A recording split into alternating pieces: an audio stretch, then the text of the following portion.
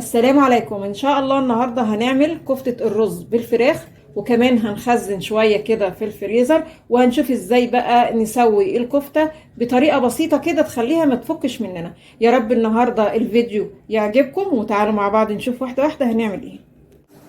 المقادير معانا، انا جبت هنا لحم فراخ او دجاج يعني وفرمته، ممكن صدور بس او وراك بس او الاتنين مع بعض، كله بيبقى جميل جدا والنتيجة بتبقى كويسة. الكيلو هياخد معانا، جبت هنا نص كيلو رز، غسلته وصفيته من المية كويس قوي وبعدين طحنته بالمطحنة. الخضره معانا حزمه شبت وحزمه كزبره، بس انا ما لقيتش الكزبره، هاخد بقدونس بس الكزبره احسن. بس ناخد الورق الاخضر بس، بلاش ناخد العروق، علشان العروق واحنا بنفرم بقى الكفته مع بعضها، العروق هنا ما تعمل لناش سوائل وتفكك بعد كده الكفته واحنا بنطبخها. معايا هنا بصلايه متوسطه، والتوابل اللي هاخدها ملح وفلفل وبابريكا، تقدري تاخدي التوابل اي توابل بقى انت بتستطعميها. هاخد المكونات دي بقى كلها مع بعض في الكبه وافرمها فرم ناعم جدا. خلاص كده فرمت الكفته.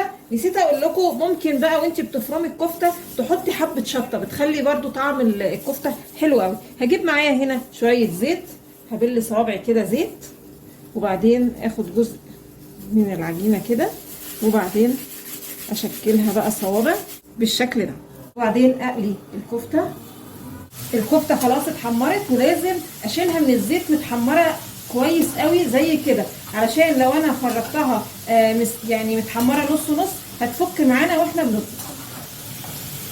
بصوا اللون ده، حته سمنه، وهجيب بقى توم مهروس. في عجينه الكفته انا كنت حاطه بصل، فلما اجي اسويها هحط توم. اعكسي بقى، لو انت حاطه في الكفته توم يبقى تقلل الكفته ببصل. تمام كده، هستنى بس التوم كده ريحته تظهر.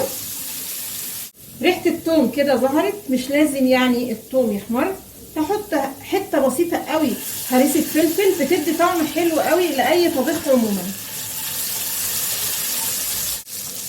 وبعدين هضيف عصير الطماطم، وبعدين هضيف شويه شوربه، وتكون شوربه فراخ لو موجوده عندك، لو مش موجوده ضيفي ميه مش مشكله.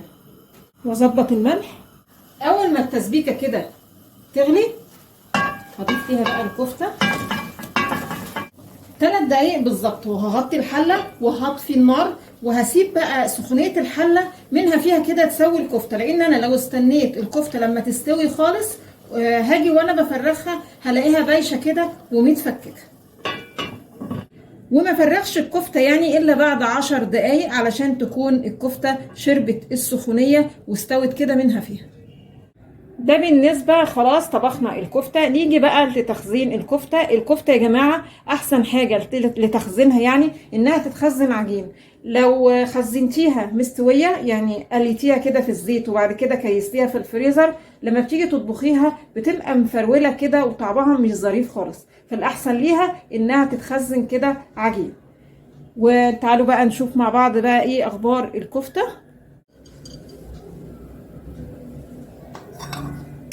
بصوا، ولا فشت ولا فكت ولا اي حاجه، وبتتقطع اهو بكل سهوله ومستويه وزي الفل. يا رب طريقه الكفته النهارده تكون عجبتكم، ولو عجبكم الفيديو فضلا الاشتراك في القناه.